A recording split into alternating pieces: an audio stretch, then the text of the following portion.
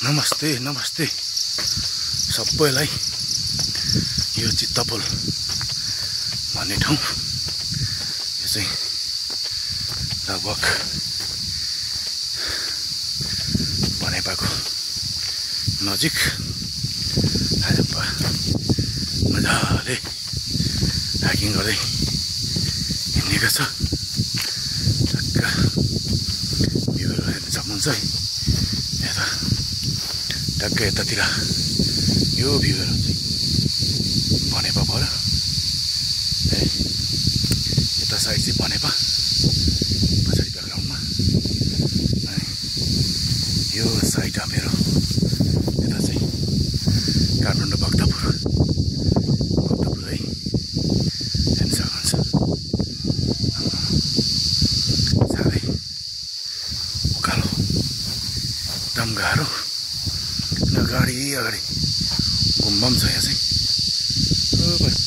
गुम्बाहरू अर्ग्यानिक एकदम मकै साग है एकदम राम्रो फलेको चाहिँ बाटोहरू साइड चाहिँ यो देख्ने चाहिँ काठमाडौँ भक्तपुर सबै धराडैसम्म देख्दा चाहिँ हेर्न सक्नुहुन्छ। अब म ठ्याक्क चाहिँ यहाँनिर चाहिँ पुग्दैछु।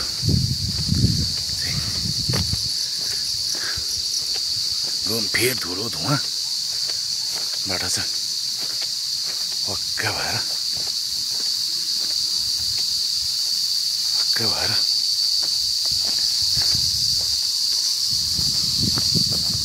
यता चाहिँ बाटो यस्तो छ बाटो। हाइकिङ गर्ने बाटो त्यस्तो चाहिँ यस्तो छ। मजाले चराचुरुङ्गीले गीत गाइरहेको छ। रमाइलो छ हो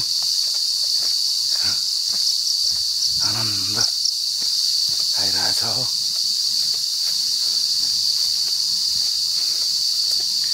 बाटो यस्तो ड्याड्या दिइरहेछ हो।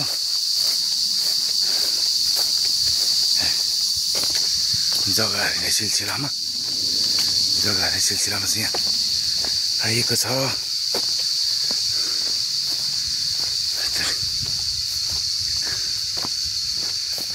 खोर्सानीहरू खोर्सानीहरू बवाल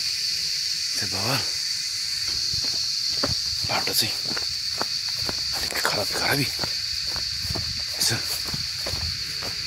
हामी पुरै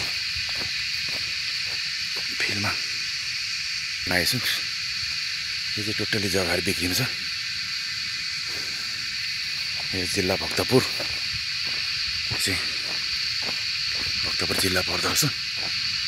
एकदम मजाको जग्गा हाइटमा बसोबासको लागि अति उपयुक्त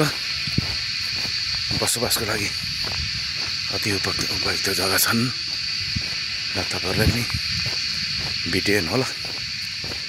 मन परेमा चाहिँ सम्पर्क पनि गर्नु सक्नुहुन्छ है। यहाँ जानु बबाल छ मजाले।